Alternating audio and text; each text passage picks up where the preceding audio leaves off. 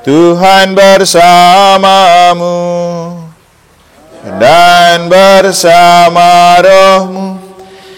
Inilah Injil suci menurut Markus. Dimuliakanlah Tuhan. Pada suatu hari, Yesus berangkat meneruskan perjalanannya. Maka datanglah seorang berlari-lari mendapatkan dia. Dan sambil bertelut di hadapannya, ia bertanya, "Guru yang baik, apa yang harus kuperbuat untuk memperoleh hidup yang kekal?" Yesus berkata kepadanya, "Mengapa kau katakan aku baik? Tak seorang pun yang baik selain Allah. Engkau tentu mengetahui segala perintah Allah. Jangan membunuh, jangan berzinah, jangan mencuri, jangan mengucapkan saksi dusta, dan jangan mengurangi hak orang. Hormatilah ayahmu dan ibumu." Kata orang itu kepada Yesus, "Guru, semuanya itu telah kuturuti sejak masa mudaku." Tetapi Yesus memandang dia dan menaruh kasih kepadanya. Lalu berkata kepadanya, "Hanya satu lagi kekuranganmu. Pergilah, jualah apa yang kau miliki, dan berikanlah itu kepada orang-orang miskin, maka engkau akan memperoleh harta di surga.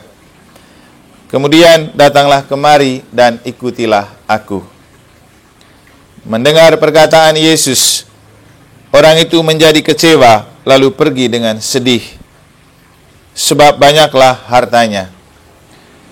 Lalu Yesus memandang murid-muridnya di sekelilingnya dan berkata kepada mereka, "Alangkah sukarnya orang yang beruang masuk ke dalam kerajaan Allah." Murid-murid tercengang mendengar perkataannya itu, tetapi Yesus menyambung lagi, "Anak-anakku, alangkah sukarnya masuk ke dalam kerajaan Allah. Lebih mudah seekor unta melewati lubang jarum daripada seorang kaya masuk ke dalam kerajaan Allah." Para murid semakin gempar dan berkata seorang kepada yang lain, "Jika demikian, siapakah yang dapat diselamatkan?" Yesus memandang mereka dan berkata, "Bagi manusia, hal itu tidak mungkin, tetapi bukan demikian bagi Allah. Sebab bagi Allah, segala sesuatu adalah mungkin."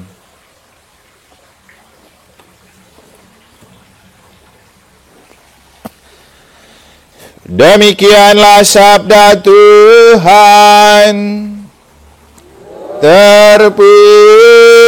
Terpujilah Kristus. Guru yang baik, apa yang harus aku perbuat untuk memperoleh hidup yang kekal?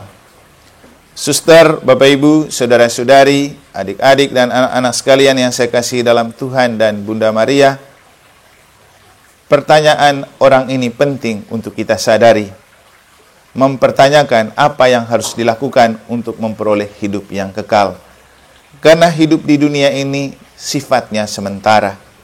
Kalau menurut pemazmur, batas usia kita 70 atau 80 tahun jika kuat. Tadi kita menguburkan Opa Marcel, usianya sudah 82 tahun, berarti sudah dapat bonus 2 tahun. Hari ini juga kita merayakan misa untuk Bapak Julius Bria yang telah meninggal kemarin. Kira-kira usia beliau berapa ya? Ibu Kaling?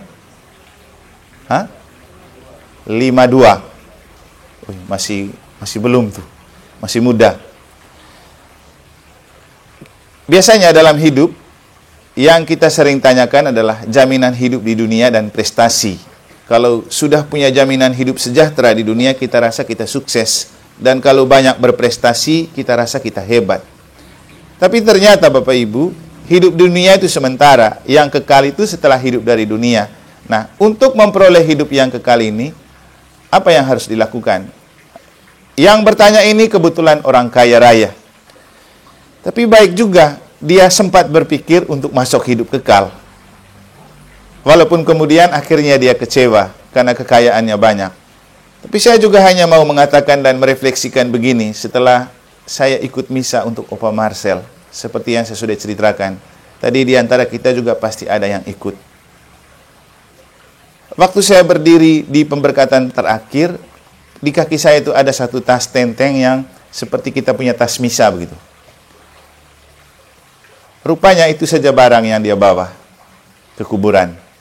Lalu dia sudah memakai jubah, stola, imam, buku kitab suci, brevir, dan rosario. Selesai. Kemudian dibawa ke kuburan. Ada banyak cerita tentang beliau yang disampaikan, terutama oleh Romo Hadi yang merasa dekat dan Romo Deni. Dan di antara banyak cerita yang diceritakan, yang ada konektivitasnya dengan cerita Injil hari ini itu kira-kira begini. Ternyata dulu dia pernah ditawarin untuk menjadi pendeta. Sudah dikasih jaminan mobil, rumah, dan dia tinggal pilih saja beberapa perempuan-perempuan cantik untuk menjadi istri pendeta. Satu kali dia datang ke Romo Hadi dan konsultasi katanya. Dan dia menyampaikan hal itu. Terus Romo Hadi menjawab, memangnya Romo pikir kalau sudah mendapatkan semuanya itu nanti bahagia? Terus tidak ingat dengan meme yang selalu berdoa untuk Romo. Lalu dibilang, ya sudah, batal. Saya tidak jadi. Nah, bayangan saya tadi begini. Seandainya dulu dia pindah jadi pendeta, apakah semeriah tadi dia dikuburkan? Di gereja besar, umat banyak, Romo banyak, uskup ada. Kalau dia jadi pendeta, belum tentu dia seperti itu matinya. Tinggal diurus istri dan anak. Kalau diurus. Tapi dengan dia memilih hidup dan mati sebagai imam, kematiannya lalu menjadi sebuah perayaan besar. Dan justru karena itu ternyata dia punya kedekatan dengan Bunda Maria. Tadi kita dibagiin kartu dari beliau. Di dalamnya berisi lagu yang dia buat, lagu Maria. Dan katanya, saat-saat menjelang dia terakhir, dia mati, dia menyanyikan lagu-lagu itu. Kedekatan dengan Bunda Maria, itu yang membuat dia nyaman menjemput atau menghadap kematian. Dia cuma masuk kembali di Prima Medica itu 1x24 jam. Jadi kita pas hari studi Unio itu berakhir, hari Jumat, beliau masuk rumah sakit, dan besoknya dia meninggal. Dan tidak terlalu setengah mati, meninggal dengan usia 82 tahun. Nah Bapak Ibu, kita mati itu kan bukan kita yang menentukan. Nanti kita pakai ambulans, kita pakai peti, kita taruh di rumah sakit, titip di rumah sakit, titip di mana, kan kita tidak tahu. Yang urus itu orang hidup. Kira-kira Bapak Julius juga begitu kan? Tergantung mau orang hidup urus kita taruh di mana, urusan mereka. Kita yang mati tidak tahu apa-apa. Biar kita kaya, biar kita punya ini dan punya itu. Yang kita bawa cuma pakaian di badan dengan beberapa perlengkapan sebagai kenangan, kan simbol saja. Terus apa yang kita bawa? Nah, inilah pertanyaan si kaya tadi. Guru yang baik, apa yang harus kulakukan untuk memperoleh hidup yang kekal? Ternyata hidup yang kekal itu dijawab oleh Santo Petrus dalam bacaan pertama. Adi masih ingat tadi apa kata Santo Petrus? Di bagian akhir, Santo Petrus bilang apa? Tujuan iman kita itu memperoleh hidup yang kekal. Jadi hidup yang kekal itu hanya bisa dijamin oleh iman. Nah ini dia tulisannya tadi. Kalian bergembira karena sukacita yang mulia dan tidak terkatakan, karena kalian telah mencapai tujuan iman, yaitu keselamatan jiwa kalian. Ini tujuan iman untuk keselamatan jiwa. Yang lain-lain tidak penting. Hanya iman yang menjamin keselamatan jiwa. Dan Santo Petrus di bagian awal-awal juga bicara apa? Jagalah kemurnian imanmu, karena itu lebih berharga daripada emas murni. Kemurnian iman. Bapak Ibu coba renungkan baik-baik. Kemurnian iman. Murnikah iman kita? Atau seperti yang saya bilang, jangan sampai kita beriman perangko, tempel-tempel saja, beriman benalu, beriman KTP. Itu tidak ada gunanya untuk menjamin hidup kekal. Jadi beriman itu harus betul-betul total dari hati. Bahwa kita berdoa, kita ke gereja, itu karena iman, bukan karena pameran. bukan karena menunjukkan tidak enak sama teman KBG, tidak enak sama teman lingkungan, karena seringkali terjadi, apalagi kita di negara, kita baru rajin kalau itu lingkungan punya, atau tidak enak dengan teman lingkungan, atau tidak enak dengan teman KBG, karena takutnya nanti kalau mati, siapa yang urus? Kalau kita beriman karena itu, tidak ada gunanya. Tapi kalau kita beriman karena memang kita mau masuk hidup kekal, maka kita rajin misa, kita ke gereja, kita ikut berdoa, baik di KBG, lingkungan atau paroki, itu pilihan karena kita mau masuk surga. Bukan karena supaya dinilai orang. Karena menyangkut keselamatan jiwa kita, ketentraman jiwa kita. Karena pada akhirnya, Bapak Ibu kan tahu, kalau orang mati, kita doakan bagaimana? Mohon kebahagiaan kekal bagi jiwa. Itu saja. Hasil akhirnya kita minta itu. Tapi kalau kita sudah hidup dalam iman, hidup dengan kemurnian iman, tidak usah takut dengan kematian. Karena iman akan menjamin kita kembali kepada Bapa. Apalagi juga jangan pernah lupakan Bunda Maria. Kembali ke cerita tentang Opa Marcel. Kalau dia jadi pendeta, pasti dia lupa Bunda Maria. Masalahnya, satu-satunya orang yang terangkat ke surga, diangkat ke surga, kalau Yesus kan terangkat ke surga, diangkat ke surga, itu Bunda Maria. Jadi kalau kita melepaskan dan melupakan Bunda Maria, Bapak Ibu, agak 50-50 juga itu masuk surga. Ratu surga kan Bunda Maria ini. Jadi kamu yang berpelindungkan Santa Maria Immaculata, jangan sampai tidak dekat dengan Bunda Maria. Justru kamu menjadi yang terdepan untuk dekat dengan Bunda Maria. Dan kita tahu bahwa akhirnya Opa Marcel yang meninggal itu karena merasa dekat dengan Bunda Maria. Bunda Maria mendoakan dia, lalu dia mati dengan tenang dan meninggalkan kenangan, doa dan nyanyian kepada Bunda Maria. Tadi sebelum misa juga saya dikirimin satu doa dari salah satu tentara di Kompi. Sekarang dia lagi di Lombok. Kaget saya. Dia kirim sebuah susunan doa, doa novena katanya.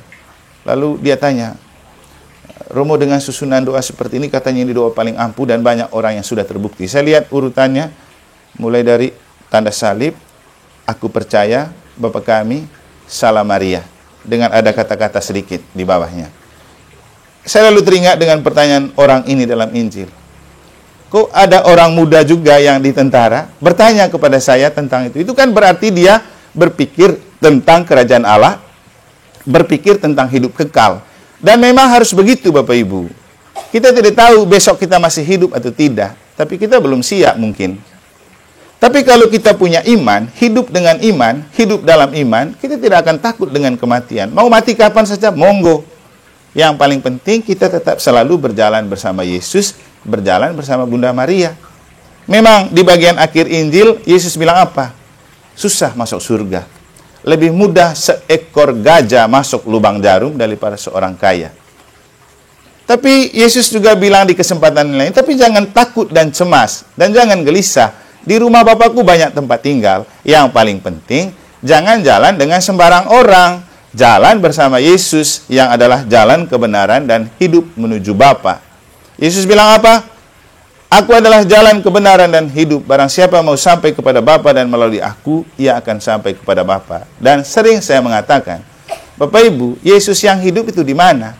Nomor satu, Yesus adalah gereja. Gereja adalah tubuh mistik Kristus. Maka kalau mau kembali ke surga, kembali melalui gereja.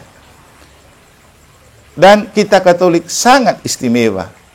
Kita mati, bawa ke gereja, ada lilin Paskah, diterangi lilin Paskah, baru dibawa ke kubur. Mulia sekali. Jadi itulah keistimewaan kita. Apalagi sering saya guyonin, apalagi kita yang jadi umat paroki Santo Petrus Negara. Bahwa Yesus bilang, kalau kamu mau sampai kepada Bapa, berjalan bersama aku. Tapi jangan lupa yang pegang kunci kan Santo Petrus. Santo Petrus. Ya, maaf saja, Anda boleh cari di gereja lain siapa pegang kunci. Kalau Petrus jelas, resmi sekali Yesus memberikan mandat itu. Ketika Yesus sudah bertanya, apakah engkau mengasihi aku sampai 3 kali? Petrus bilang, benar Tuhan, engkau tahu aku mengasihi engkau. Terakhir, Yesus bilang apa? Oke, Petrus, engkau adalah batu karang. Di atas batu karang ini kudirikan jemaatku, alam maut tidak dapat menghancurkannya. Apa yang kau ikat di dunia akan terikat di surga. Apa yang kau lepaskan di dunia akan terlepas di surga, dan kepadamu kuberikan kunci kerajaan Allah. Apakah kita berpikir tentang hidup kekal? Semoga pertanyaan seorang kaya dalam Injil juga selalu terbersit di benak kita. Guru yang baik, apa yang harus aku lakukan untuk memperoleh hidup yang kekal? Petrus menjawab, imanmu lah yang menjaminmu masuk dalam hidup kekal. Karena tujuan kita beriman untuk kita memperoleh keselamatan kekal. Per Mariam ad Jesum, melalui Bunda Maria kita sampai kepada Yesus, dan bersama Yesus kita sampai kepada Bapa di surga. Karena itu jangan pernah takut mati. Yang paling penting, jangan sampai kehilangan Yesus. Jangan sampai kendor dengan iman akan Yesus, dan jangan sampai kita lupa berdoa bersama Bunda Maria. Semoga Tuhan memberkati.